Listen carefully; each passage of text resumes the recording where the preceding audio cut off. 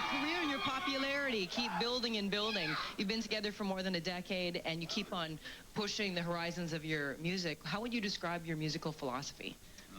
I think we just try to basically do what we feel, do what we like. I mean, the music that we make, it's obviously it's like morphed itself over time, but I think that's with us. We just like to push ourselves, and we like to make music that we like to listen to. You know what I mean? And it just so happens that the music we like to listen to, they like to listen to, so it's cool. Yeah. Well, it's really great because one of the beacons in terms of great bands happening at this point in time, and you also understand the power of the word. You're a great lyricist, your own poetry, and your lyrics.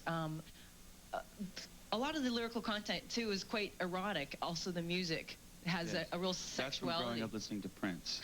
That's exactly what it is, for real. I mean, you can say what you want, but I mean, that's like one of my biggest influences, like, you know, just like the way of like coming across, you know what I mean? Obviously, I'm not as sexy as Prince, but, you know, I try. I'm taller. You just have to learn to walk in those high heels, and then boop. But the Deftones are sexy. Wondering if the making of music in itself is making music a sensual experience for you. Is it what? A sensual experience to make music. Of course, yeah. I mean, I mean, being able to express yourselves, you know what I mean, especially in, you know, through music. Music itself, just the sounds of music, I mean, I think gives me a lot of inspiration, and then actually being able to put words and feelings over the top of it is really cool. So. Cool. There's also in many of the songs, it's hard to tell if it's supposed to be painful or if it's supposed to be pleasurable. It's pleasure. Yeah, it's all pleasure? Yeah, it is. I mean, it's not, a lot of the stuff, in the lyrics are, a lot of it's pretty much fiction, you know what I mean? Yeah. But, you know, it's like, I guess, kind of fantasy type kind of stuff, I guess. Does pleasure and pain sort of coexist very closely to you? No, not really, not to me. I mean, as far as like, They're like, yeah! Can they They're hear in me? pain out there, but they're sort of having pleasure as well. Yeah, I don't know, that's a difficult question. I mean, I don't know if I can really answer that one, but... Okay, so you're not into S&M? No. Okay, we're going to open it up to the floor. Audience member Jessica, hey, you've got a question. Hello. Hi, my name's Jessica. What's up, Jessica? And I'm Joanna. What's up, girls? And I was wondering why your latest album, White Pony... It's so mellow compared to your other CDs, like Around the Fur and Adrenaline. Well, that's a hard one too, because I honestly don't think it's mellow. I think it's spaced out better. I think that, you know, and maybe, I mean, I think it's not really mellow, but I say the first record especially is more of a maybe angry record. Yeah.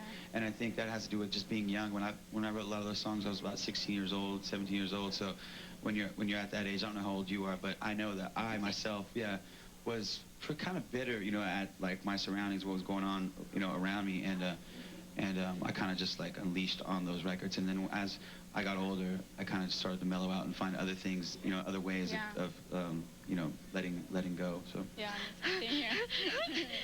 We also have a phone call from Megan. Hello, Megan. Hi. Hi. What's up? Hey, how are you guys doing? What's up? Oh, good. I have a question for you guys. What's up? Do you notice your fans growing with you and your music?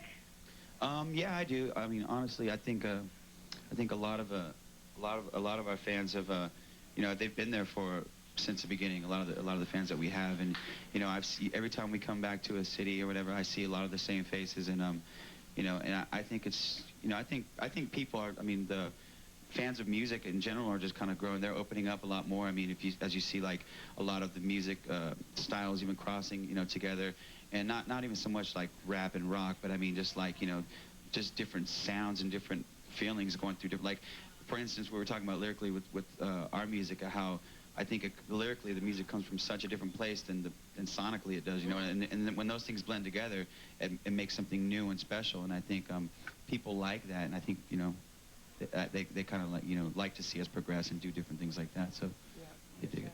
We have an email question, and it's from Johnny in PEI, He says that you've collaborated with musicians like Max from Soulfly and Maynard from Tool. The question is, do you guys believe that it is important for musicians to have a sense of community amongst themselves? And if so, why do you feel it's important? That's a good one. I think it is important for musicians to have a sense of community, absolutely. We're all kind of in the same thing, you know, writing music, playing music, and same type of family vibe. And I don't think that the competition thing is important at all. It should be avoided. Yeah, I think that's pretty silly as far as being competitive with other musicians or other bands, whatever.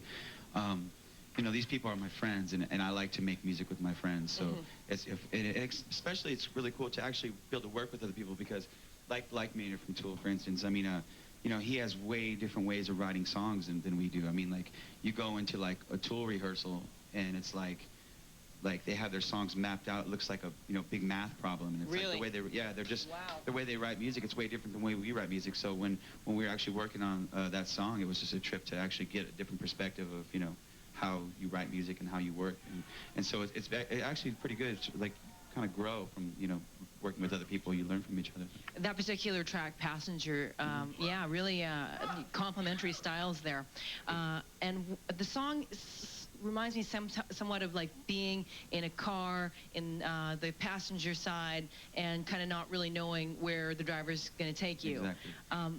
That was like exactly what you just said. That was like, well, let's make a song about this, and that's exactly what we did. So we kind of he really threw a lot of cool imagery in there. Like most of the lyrics he wrote, I just came up with kind of that idea that you just said, and then he started writing lyrics, and then we started just bouncing off each other. So he'd say a line, and I'd say a line. Wow. He'd write down a line, and he'd show me his line. That's pretty good. And I write mine. It was cool, yeah. If you could take that metaphor in life, do you guys feel like you are the driver, or do you feel like the passenger going for the ride? I feel like I'm going for a ride. That's how I feel. I'd like to be the driver from time to time, but right now I'm kind of chilling. I'm both. Going with it all. You're both? Yeah, I'm both. Yeah. We're going to take a look at Back to School. Okay. And I have a... No.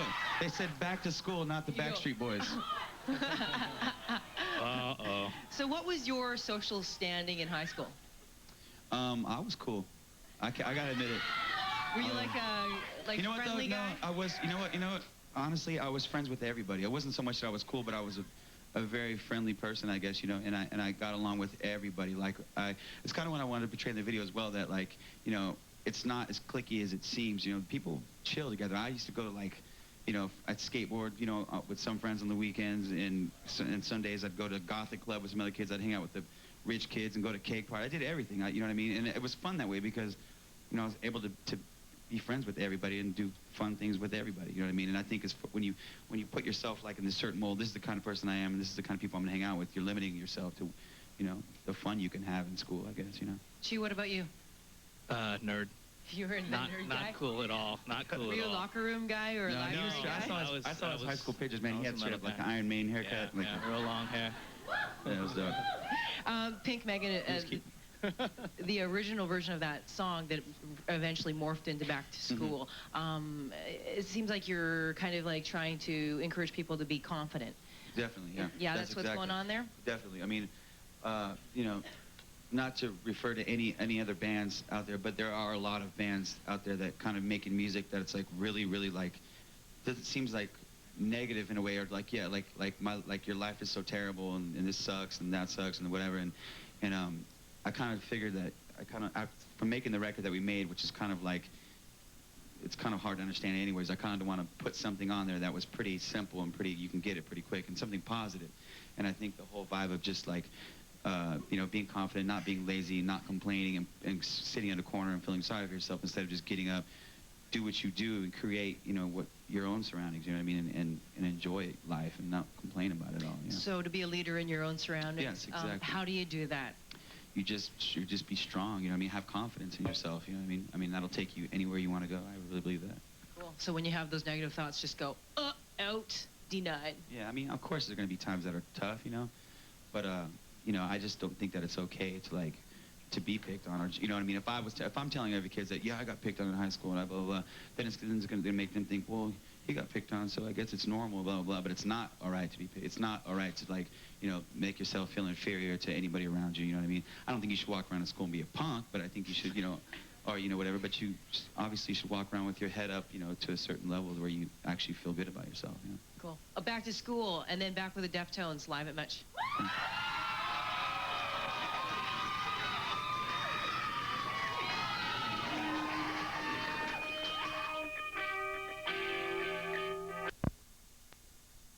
From being like these little, you know, sort of like, I guess our music back, you know, when we first started was really loud, and, you know, so from coming from that and like actually being respected by like the, you know, the people that run the city is actually pretty cool, you know what I mean? From, you know, it's probably pretty cool now because the hell's going on out there? Oh, okay. They open the doors. The people outside are the wolves. Dun, dun, dun, dun, dun, dun. I mean, you guys are not a safe band, but having been, you know, embraced by Sacramento, yeah. Are they pretty open-minded there? I think so. Yeah. I mean, you know, it's not the hugest city, but it's not like a little farm town or anything. I mean, it's a pretty decent-sized city, and people there are pretty open-minded. You know what I mean? Cool. I dig it. I like it. You have your spoken word CD, Bamboo Parachute. Your life as a musician and then a life of a poet. How are they different? And how would you describe your poetry style? You know, wow, good question. Hamster style. Yeah, hamster style, you know, from the old Shaolin school. No, it's, you know, it's weird.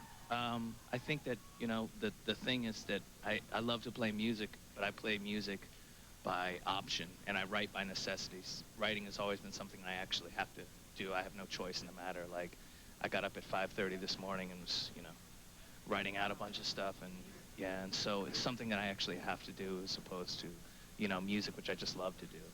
Do you, what do you think makes good poetry? What makes good words together? Same thing as makes good music, passion, you know, having a passion and a real fire and an excitement for it, you know. I think that's the same thread throughout all of life, is actually having a passion and a fire for things, you know. If you're gonna half-ass something, you shouldn't do it, so. Do you guys like ever compare notes and sort of jam on your words together, or critique, or talk about No, words? you know what, man, I was thinking about the other day. I was gonna wake you up the other night in the middle of the night because I was writing some stuff down, and I was like, writing, we're on TV, man. Anyways, I was on the bus, and I was like, I was just up. It was late, and I was just writing a bunch of stuff, and I wrote some cool things down, and I wanted to show somebody. So I was gonna actually show him some of the stuff that I wrote. But I actually like to show him my stuff because you know, it's a good way to bounce. He's a good person to bounce things off of because he's very smart. So. Well, it's good because Chino's a good lyricist, so I don't feel like I want to put anything into the lyrics. If he was, well, I'm not gonna say any names or point any fingers. If he was Vince Neil from Motley Crue, I'd be like, you know, look, brother, here's some stuff. You know, maybe you can read this. But he, you know, he writes really great lyrics, and so I don't feel like... Yeah, I love your lyrics. Yeah, they're really, they're not completely abstract, but you make some really interesting connections with contradictions and stuff like that. Yeah, that's what's fun about it. Cool. Also, half of the proceeds of the Bamboo Parachute CD go toward the prevention of domestic violence and sexual victim assistance, and also helping homeless kids. Right on. That's cool. So, such a hippie. a lot of those places that get the proceeds are in Sacramento. But why are those particular issues important to you? Well, I mean, I took feminism in college maybe 10 years ago, 11 years ago when I was in college. I know kids are like, oh, along with beginning wheel, you know, wheel introduction or something. It was a long time ago. But I've always been really interested in that type of work. And also, I just work with Sacramento charities because I think it's important to make an impact in your own community rather than, you know, trying to do something on a grand scale to make an actual impact in your own community and let other people around you see how easy it is to really work within your own, you know, community. Do you see the byproduct of that in your community? Sometimes, you know. We haven't been home to see anything yet, man. I don't even know where I live anymore. I don't even know if I can find my house.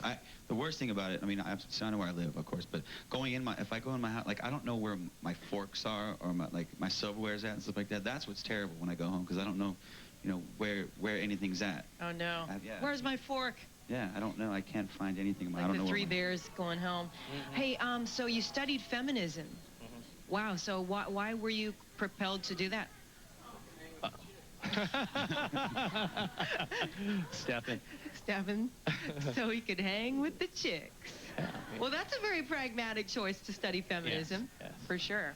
No, I took everything that I was interested in college rather than following a format. So I was there for maybe 3 or 4 years, not even creeping in, just barely a junior, because I just would take everything that interested me. You know? So ceramics for like that's 3 the way years. school should be, I think. Yeah, I mean, you absolutely. should be able to take stuff you're interested in, because that's what messed me up in school. You know what I mean? Because I started to get bored with everything, and I started just taking a bunch of math classes because I love math. So. Oh yeah. Yeah, but then I'd be taking a bunch of math classes and I wouldn't, I didn't do anything else. You know what I mean? Because all the other classes to me were kind of boring. Creative writing was another good class, but. That's neat that you're a math head. Yeah. Also, in your lyrics, oftentimes references to he or no, not he, she or her, or sort of female icons. Like, do you see women in terms of sort of like in a positive way, like Yeah, as a of course, savior? of Like, it course. almost seems like there's hope whenever you go refer to a she or a her in your lyrics. I don't know. I'm not sure. I'm a little bit of a mama's boy, I guess. You know what I mean? I don't know. I guess. Oh. The girls always love that. How They about the do. boys? Do they like? Are you mama's boys? Woo! You know you're all Give it mama's up boys there. too. Whatever. No, if your Come mom on. came here right now and started yelling at you, you'd be like, oh, I gotta go, guys. Right now we have Dallin on the phone. You have a question for the boys. Hey, what's up? What's going on, man? Yeah, I've been a big fan of you guys for several years now. I have a question for all of you. Okay. Okay, I read an article a few months back in Time magazine, and it mentioned that you skateboard, and it also portrays it in your latest video. Yeah. I was just wondering if you guys still find time to do it, like around all this touring and. Yeah, I bring my skateboard on the road with me, and I try to ride as much as I can, but I can't, obviously I can't do it that much. I usually sleep until like 5 o'clock every day, and which that's like the best thing for me. I get to do that, actually sleep. But beyond sleeping, skateboarding is probably one of my next favorite things to do. The only thing now is I'm a little bit older and I'm a little bit more afraid of getting hurt, so I'm not as daring as I used to be when I was younger, which means I suck, basically. But I like it. It's fun. Definitely. Do you skate? Yeah, I've been doing it for like 8 years now. Oh, right on. Yeah, I've been Sponsored by a local company here. Oh, Right really? on. What Good is for it? you. Pardon me? What company is it? It's The Source. Cool, man. Yeah. We'll keep it up, man. Keep skating. Wow, You I guys feel gotta like come out this way too. I feel like I'm listening in on a private conversation right there. I know. We're just yapping. Right now we have. Hey, thanks, Thank you, brother. Dallin. Yeah, thanks, man. Yeah. We have Callies. You have a question. Hi, my name's actually Karis. How are you guys? What's up? What's going on, Karen? My question is, I heard a rumor that you're going to tour with Tool and/or Weezer. Is that true? That would be so awesome if you did. You know what? Those are like a lot of rumors. They are rumors. But, we've talked about touring together with Tool. The only thing about them is, I don't know if they're going to have a record done in time, whatever, because they're still working on the record right now. And, so who knows really about timing-wise. But it would be definitely be a good tour. And the Weezer thing, we've asked them so many times if we can open up for them, if we can go on tour with them, because it's one of our favorite bands. And Rivers, the singer for Weezer, came out to our show the other day, and We all Los geeked Angeles. out and scared him. Yeah, I just nerded out. I was like, I didn't know what to say. I was like, starstruck. Yeah, because seriously, it's one of my favorite bands. I know it doesn't sound like the music we make. We probably wouldn't dig it, but I love their music, and we talked to them about it. So I guess they had a poll on their website that was asking their fans if they should go on tour with us. And I guess it was like 50-50 or something, you know what I mean? So I don't know. I would love to have them on tour with us, and I think a lot of our fans would too. But it's up to y'all. You guys want to bug Weezer, get on their website and bug them about it. Prince, Weezer. The funny Oh, that'd thing be is, tight. Rivers is super shy. He's so too. shy, yeah. So it must have been two shy people. Yeah, he was just like, I would ask him a question, and he would very, very quiet. Yeah.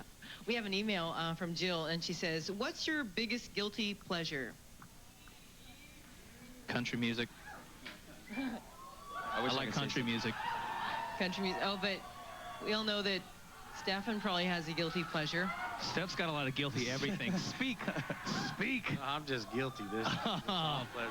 Yo, Stephen has got he's got it all. He got the coffee grinder for pot, and he got 80 million different kinds of weed, and I think we all know what his guilty pleasure is. Hey, What they say? I hear chanting. Do you guys want to... Oh, come outside. Shall we walk over and go outside? Yeah, Okay. yeah, let's do it. Hey, Bring these with us. Stephen. Abe, what do you think? Outside? You guys want to go? Let's go. Well, let's all go. Let's go. We're gonna go outside. They're going to talk to some of their adoring fans. The Deftones. Going outside.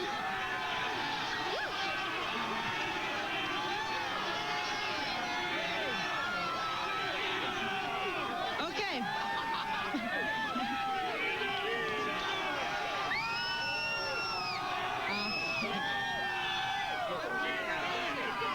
Hey,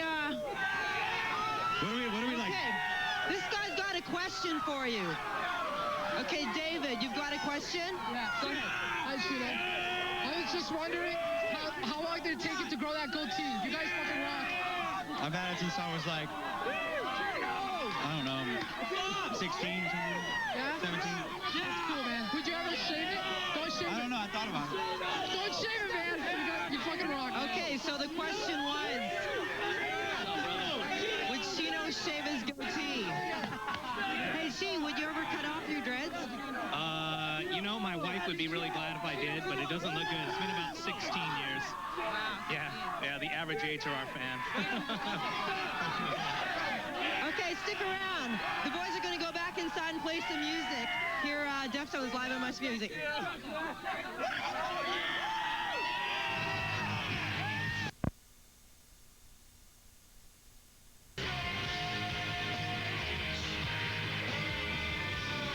Watching the Deftones live at Much. And right now the boys are going to be playing some music. We have Digital Bath as well as Change in the House of Flies, Deftones. Here on Much Music.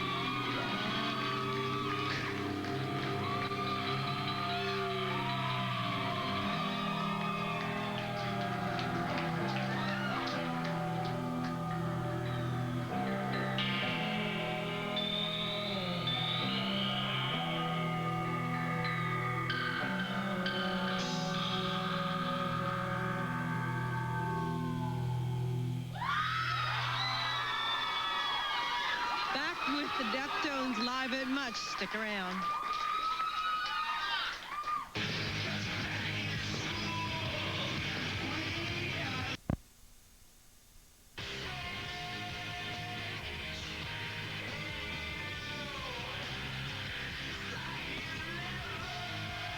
The whole band here, Abe sporting a new style. Check it out. Watch the trend. Flowing across the nation. He's like crisscross, man. Backwards.